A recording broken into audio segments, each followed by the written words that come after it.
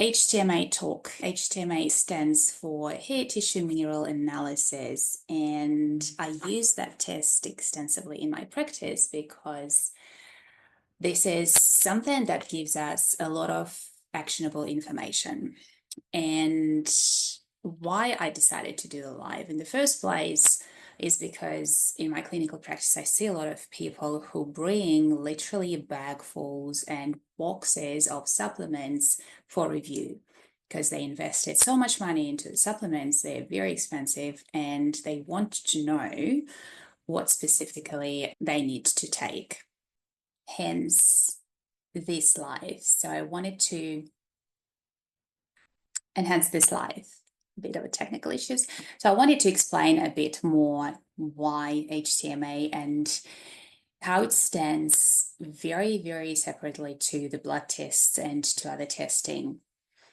So the thing is that when you take any supplements, they're very potent. You know, we are designed to extract nutrients from food.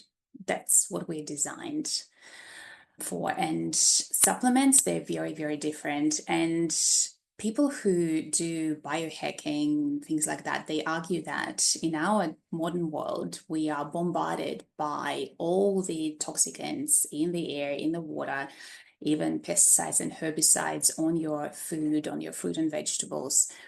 And that's why it is important to supplement with certain things. And this is actually outside of the scope of today's discussion because it is an arguable statement, and I want to focus on the HTMA. And first things first, even going back to the biohacking, you know, if that's the case, then why not go back first and foremost to the basics, to the foundation, and use something that, again, we're designed to utilize, like light, like proper breath work, breathing, restoring your breathing patterns. And look, I had in my practice, I've seen ladies who implemented just that practice of exposure to the broad spectrum light. They achieved a lot of results in terms of their hormone balancing, their mood, their cycle, their sleep. Just that bit. They didn't have funds to invest into supplements. They cleaned up their diets and they did that little bit of using broad spectrum light in a certain way. Yeah, before 10 a.m., at least 10, 15 minutes, rain or sun, doesn't matter. The light is still there, it penetrates through the clouds and you get the benefit. No sunglasses, no sunscreen, that's all you need. So the results are there. And with the blood work, for example, that's the most common thing that people use nowadays to assess their health. And the thing is that a blood test is a snapshot in time, right? It's a snapshot in time. It's what you are, where your body is at today, right? So you eat a banana, your potassium goes up. That's what I used to say. And, you know, you stress, your hormones will fluctuate. And another thing is that even to assess proper hormones levels, right? Like your thyroid, for example, TSH is routinely tested, nothing else. And, you know, the thyroid is not only your TSH. There is free T3 and T4 and the antibodies. And unless you test for everything, you don't have a full picture. And our Medicare system doesn't work like that because they have certain protocols. They have to stick to the guidelines, the doctors, and it just doesn't happen in a proper way. And to assess where the thyroid gland is going, you need to test at least every fortnight for a few months to see the dynamic, to see the trend. And for example, you can test and, you know, functionally, I can see that it's a bit out of range, not out of range for the doctors. The doctors, unfortunately, don't do preventative medicine. When it's out of range for them, it's a bit too late. It's medication and surgeries. Yeah, so we do things differently. We can see the trend and can see that something is not quite right at the moment, and we can catch that before you need to medicate, before you need to go in for the surgery. And unless you have that information over a few months to see whether the body is correcting itself or whether it's really struggling and going downhill, we can't say for sure. And within the Medicare system, unfortunately, it's not going to happen. The doctors are not going to do that every fortnight for you over a few months. So, and that's where the hair tissue mineral analysis comes in, because basically, you know that each hair follicle is supplied by blood, and blood carries all the nutrients, vitamin, the minerals that you have from food or supplements. And, 2-3 centimeters of hair off the scalp or on any other part of the body will give us an actionable data that is off from 2, 3, 4 months, of your life up to now. And that's why it's so valuable. It's amazingly valuable. And not only that, but it gives us information about your minerals and how they play with each other. So often I give an example of iron because this is something that I see in my practice every day pretty much. This is the most commonly used supplement, especially by the doctors. And if you've seen me at the clinic or online, or if you follow me here on Instagram, Facebook, you know that I'm not a big fan of supplementation in general, and especially I'm quite outspoken about iron supplementation. And the thing is that we don't know why the iron goes down, right? So if we look at health holistically, we need to assess what is the root cause.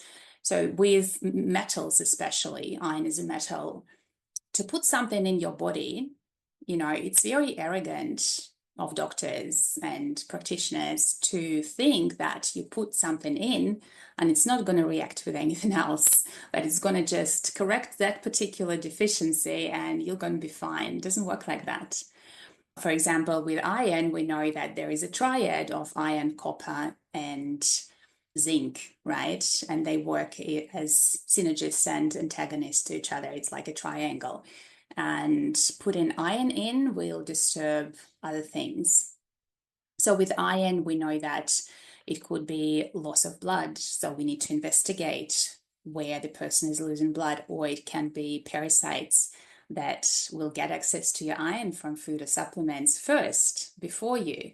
So we need to address that. Or there is intestinal permeability. So there is something that is happening with the mucosal lining of the gut and you're not absorbing things properly.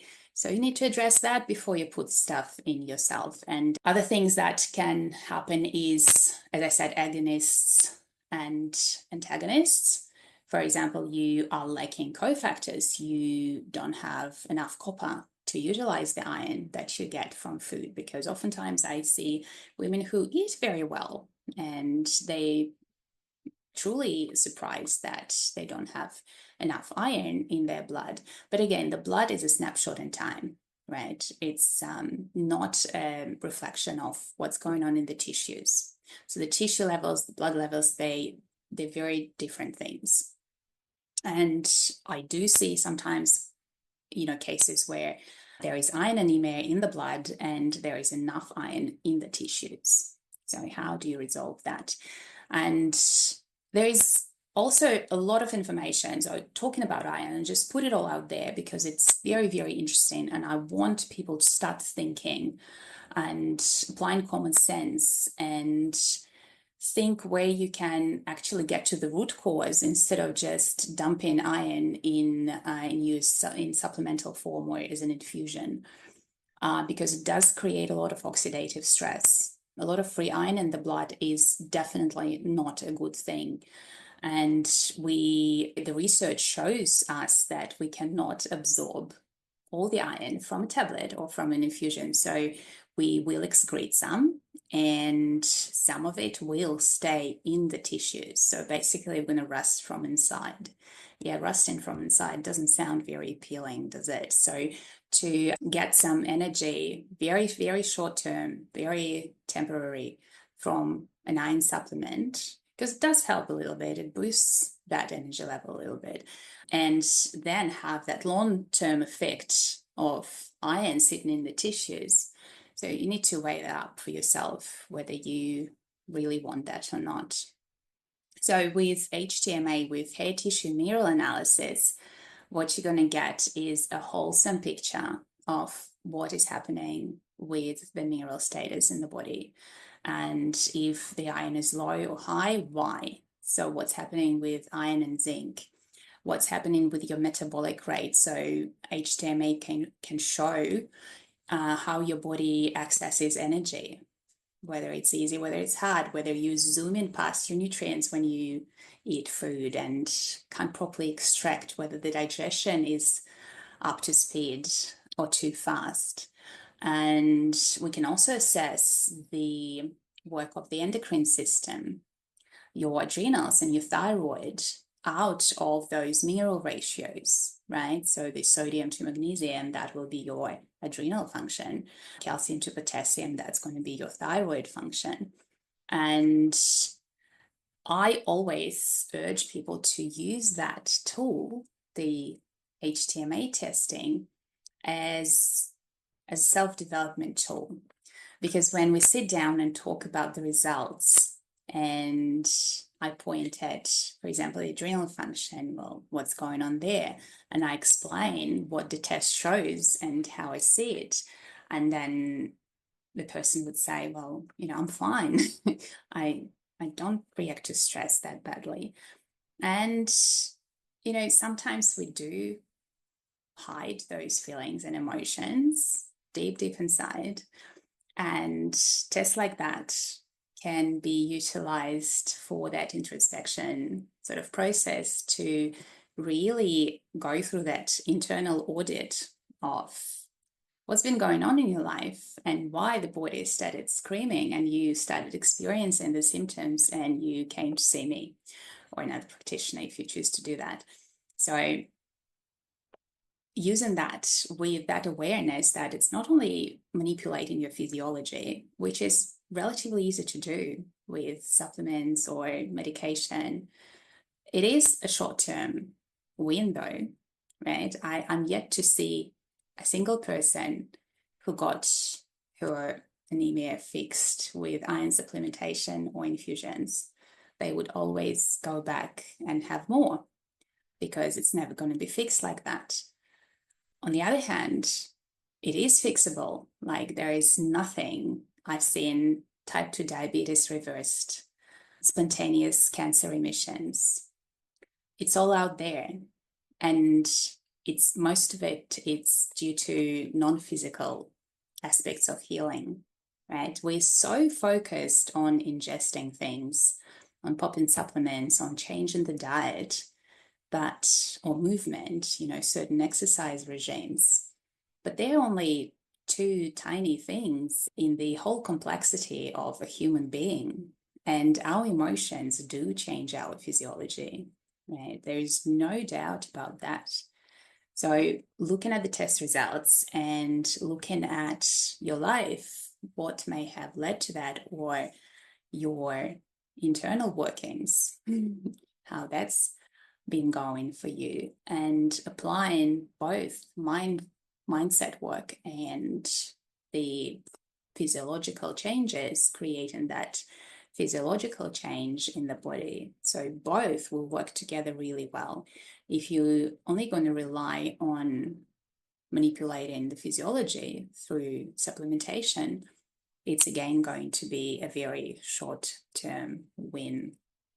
So this is in a nutshell what the HTMA test is about. And as I said, this is the only testing that I do at the clinic at the moment. I'm not into all these genetic testing, food testing in terms of the microbiome mapping, because I've been there, done that, and I've done my research, and I came to the conclusion that it does not give the results that people really want.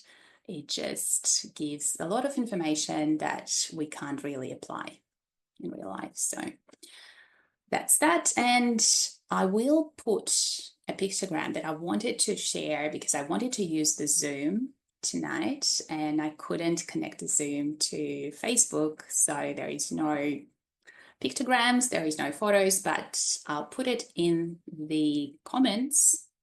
And just to show you that even metals that people use routinely, like chromium for blood sugar regulation or iron supplementation, they contribute to oxidative stress a lot, as well as toxic metals like aluminium, mercury, and lead. So I'll put it in the comments for you to have a look at, and I hope this will stay on Facebook for a bit longer. And I'm going to finish this live now, and thank you for watching. Have a great night.